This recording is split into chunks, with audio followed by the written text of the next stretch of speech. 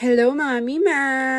Yay! Finally, naka-enroll na nga si Ate Zia sa kanyang swimming class. At ngayon ang kanilang first day. Actually, nung nag-inquire ako, hindi daw sila nag-accept ng 4 years old. Eh di ba kaka 4 years old lang ni ate nung March 1? Tapos yun nga, pinakita ko yung video ni ate na nagsiswimming. And then sabi ni coach, try natin this week.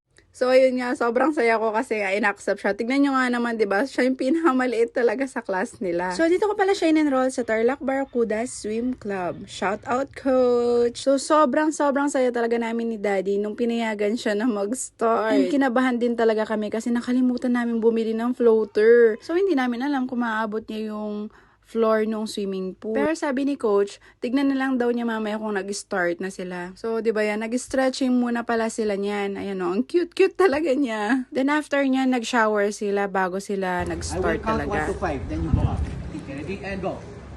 1, 2, 3, 4, 5. Very good. Right. 5, 7, 8, 9, 10. Very good. Yes. Woohoo. 2, 3, 4. Okay, 5. Okay, sabay-sabay. Give me 10.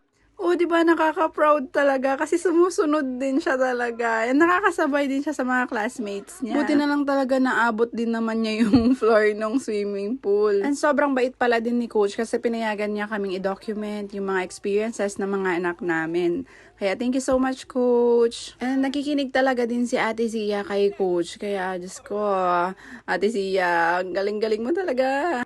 Ready and go.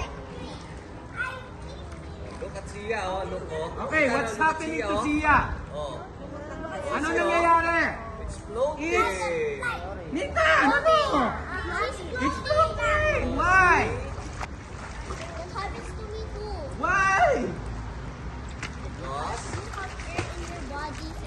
Yeah, ang galing. Start na po. So, dito tinitrain naman sila na magtagal talaga underwater. O, tingnan nyo naman si Ate Zia, nakakasabay din, di ba? Napaka-cute! Siyempre, nakaka-proud, o, di ba? Anak ko yarn! Ewan ko ba, talagang gusto talaga ni Ate Zia na mag-swimming noon pa, kahit nung baby pa siya. Yung tipong turuan mo ng alphabet, ang hirap, pero kapag ganyan, go na go siya. Kaya sabi ko talaga kay daddy, kailangan ko siyang i-enroll, o, di ba? Oh, hold your toes now. Hawakan mo yung toes mo. Ito. Okay, ready? And go.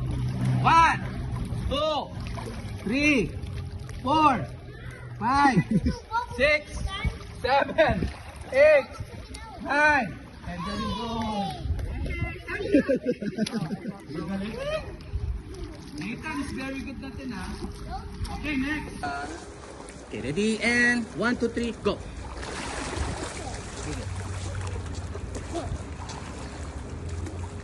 Excited ko na turuan ng platter kick to.